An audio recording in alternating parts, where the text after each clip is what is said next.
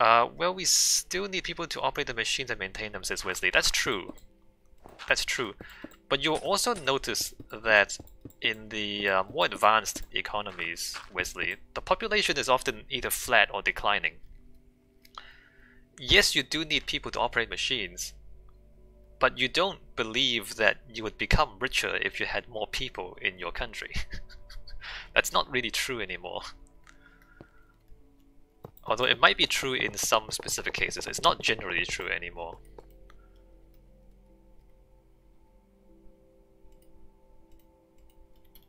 I mean, obviously you still need people. You still need some people. But the goal of maximizing a population is no longer something that we pursue enthusiastically. Depends on what industry, I guess. Well, I mean, a lot of industries are getting automated.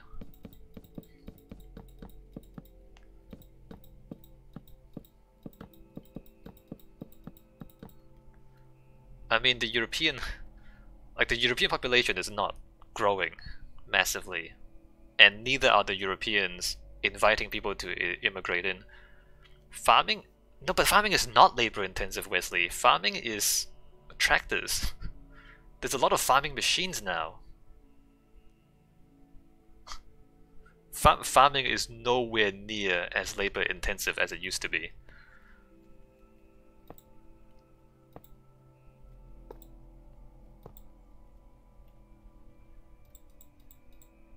Not for no, true, not for every crop, but you know the automation has taken over a lot of things.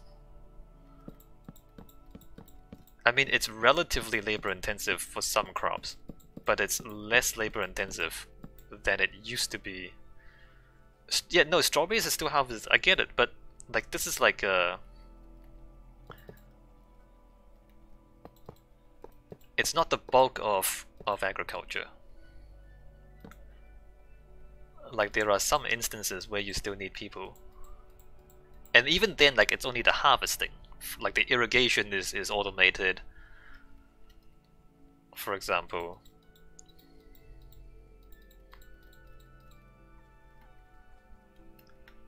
It's true that you know, a lot of crops still need people to harvest.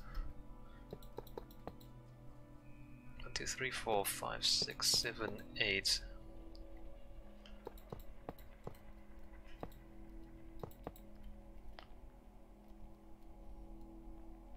One, two, three. Yeah, like obviously you're right. I mean, you still need people. It's not just all machines. It's I think we're talking about slightly different things, Wesley. It's like, yeah, it's dependent on humans. You still need humans to do work. But the number of humans and the kind of work the humans do have changed.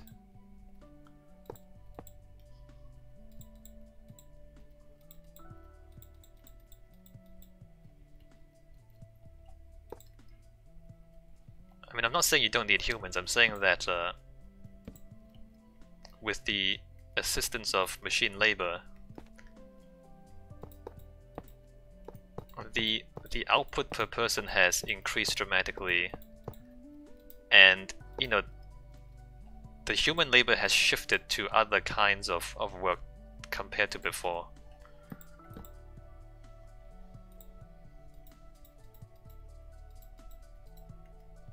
I mean, if you look at like factories from like 100 years ago, you know, like you'd have people doing like really basic things, whereas now you have robots doing the really basic things, and the people have moved on to designing the robots, for example.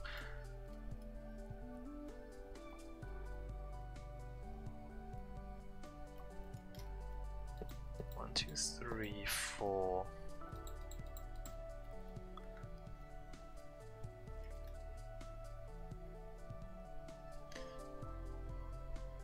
Like a large working population be encouraged. Yeah, it's not true anymore. I mean, today you would encourage a skilled working population, a highly skilled, highly educated working population. But then a new industry developing then. Yes, Wesley, that's right. Fox says the construction type industry and customer service are about the only two I can think of that require a significant amount of people, and even that has declined some. Yeah, that's right, Fox. Construction might... I mean, I study architecture, and I'm kind of frustrated, really, by how slowly the construction industry has changed. A lot of it can be automated, or like prefabricated in factories, and then taken to the building site. But even in construction, there's a lot of like giant machines, like cranes and things. So it's like, yeah, you still need a lot of people in construction, but they're not doing like physical... Well, they are doing physical work, but they're not doing as much of the heavy lifting as they used to. I mean, service industries have also seen automation.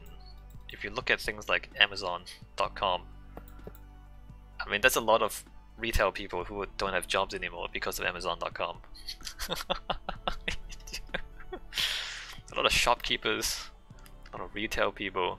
I mean, they've been replaced by warehouse workers, I suppose, in the Amazon warehouses. But even like the warehouses are quite automated.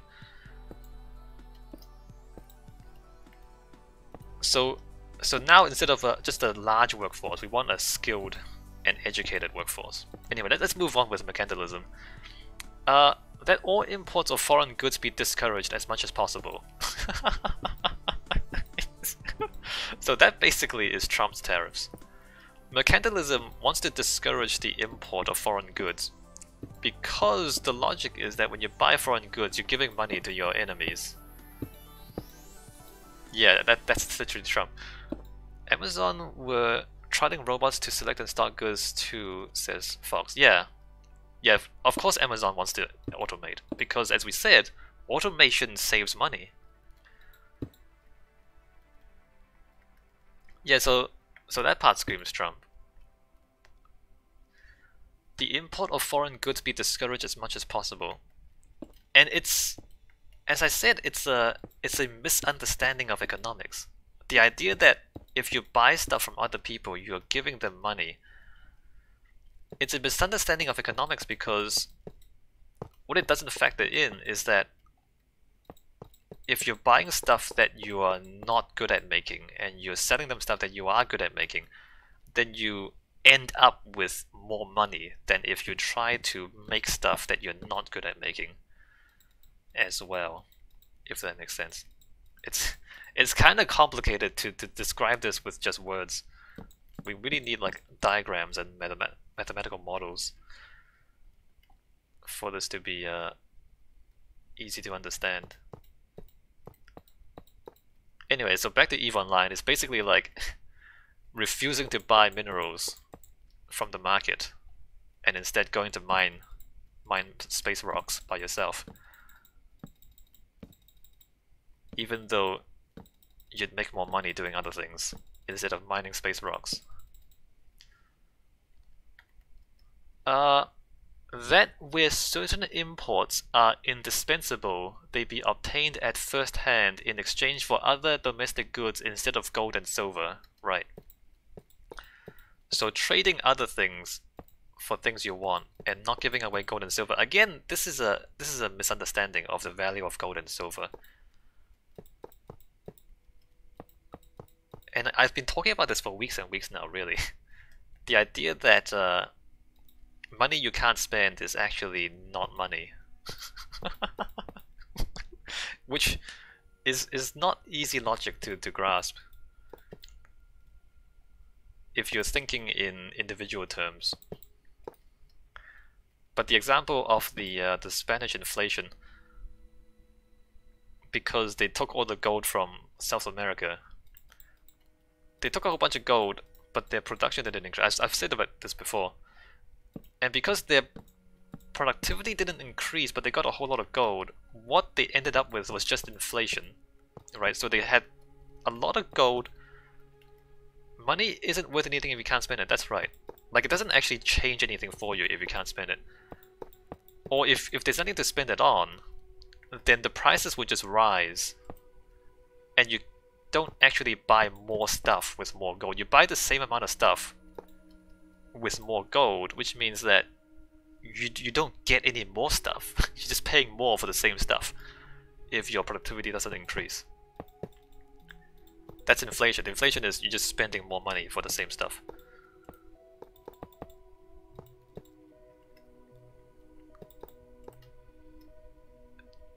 So yeah, so this is mercantilism before they understood how that contributes to inflation. And then that, as much as possible, imports be confined to raw materials that can be finished in the home country. So if you have to buy stuff, you buy the raw materials instead of the finished products. Which, I mean, that assumes that your manufacturing is efficient. If it's not, then you wouldn't.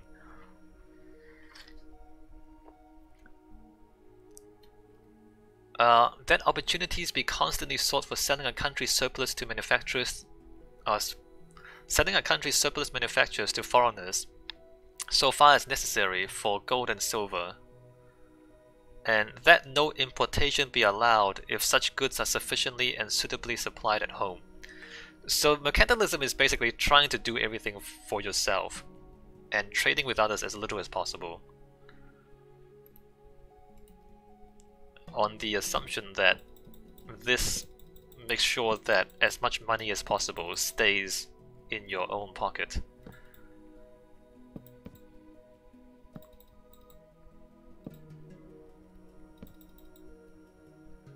One, two, three. Maximum, 1, 1. And further down, and then the policies, high tariffs, which is what this trade war is, forbidding colonies to trade with other nations, so refusing to trade with others, monopolizing markets with staple ports. So staple ports is basically by law you require merchants to sell to you first before they offer the goods to others. Is that right? I think that was right. Staple ports. Yeah. Banning the export of gold and silver, forbidding trade to be carried in foreign ships. Subsidies on exports. Promoting manufacturing and industry through research or direct subsidies. Limiting wages. Limiting wages is part of this. Maximizing the use of domestic resources, restricting domestic consumption through non-tariff barriers to trade. So that's the other part. The other part of this is, remember this was back in during the age of monarchies. And the monarchies, the monarchs looked after themselves. They weren't really there to look after the people. They looked after themselves. And so you have policies like limiting wages and restricting domestic consumption to try to funnel as much money to the king as opposed to giving money to the people. So it wasn't just that they waged economic warfare against other kings, they also exploited their own people to maximize their own profits, the kings.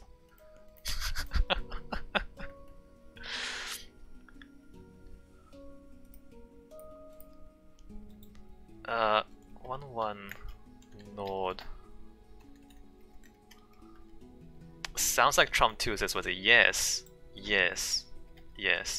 See, this is what I meant when I said at the end of last week.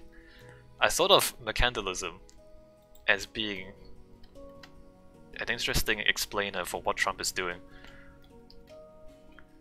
It's a logic for trying to make the most money as possible, but it's also a discredited theory that we know doesn't work anymore, because supply and demand is more flexible than that. Like if you try to, as we said, if you try to hoard gold, but there's nothing more for you to buy, then you just have inflation. The prices just go up. And this happens between countries as well. I mean, sure, Wesley says, but I don't think he can pull off lowering wages. But they do. The Americans do lower wages ridiculously.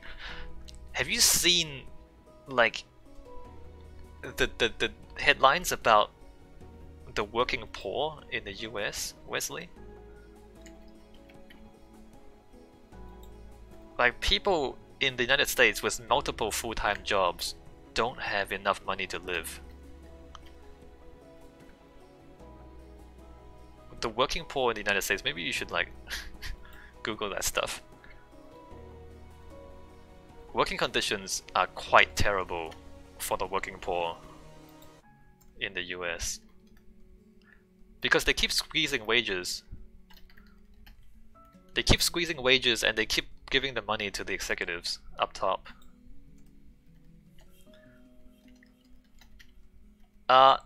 People who work full-time at Amazon rely on food stamps and they live in tents.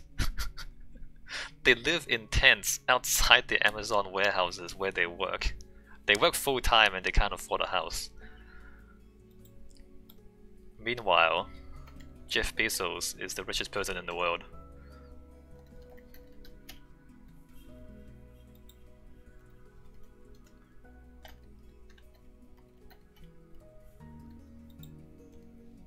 Three, 5, 4, 1, spawn, 4, 2. The United States minimum wage is not sufficient for you to live on in most places. US minimum wage. US minimum wage. Fox says, I think there was a story the other year where Walmart was asking for donations for their staff to be able to have a Thanksgiving dinner. Yeah, yeah. Fox knows. It's holy. Yeah. I mean, it's ridiculous. It's kind of like they sound like jokes, right? They sound like satire, but it's real. Walmart asking for donations for their staff to have a Thanksgiving dinner, and Walmart is like one of the biggest profit-making companies in the US. Like, their own executives don't give them a pay raise for Thanksgiving. The US minimum wage is $7.25 per hour. $7.25 US dollars per hour is the US legal minimum wage.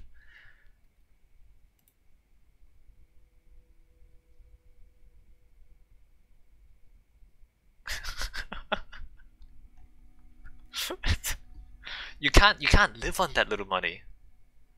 Alright, US living wage. Let's see if there's a living wage. Living wage is calculated to be about $10.60 per hour. So the minimum you need to just live, according to some minimums, is $10.60. So it's like $3 short of being able to survive.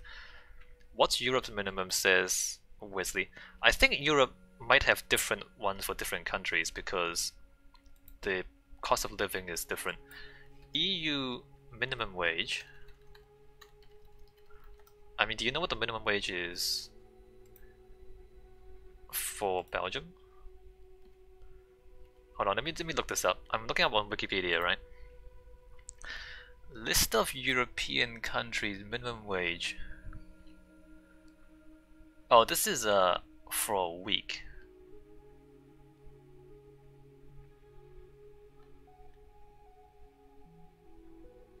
Net hourly rate US dollars. I'm gonna go hourly rate US dollars. Belgium hourly rate US dollars is $11.68 for Belgium. But then you have stuff like Belarus, which is like 78 cents. Fox says, I think there are industries where the minimum wage doesn't count, like restaurant servers get 3 to 4 and have to make the different tips. Yeah, that's right, Fox. So yeah, in some cases, because they count tips as part of the wage, which is terrible as well. So Europe is different amounts for different countries. So Germany is $10.87 US. As I said, Belgium is $11.68. Ireland $11.75, Monaco $12.61. I'm picking out the big ones because the small ones are kind of silly because like Bosnia is $1.43. Albania is $1.29. Ukraine is 83 cents per hour. Switzerland is $21.36 US. So yeah, so Europe depends on each country. I mean, presumably in the other countries the cost of living is less.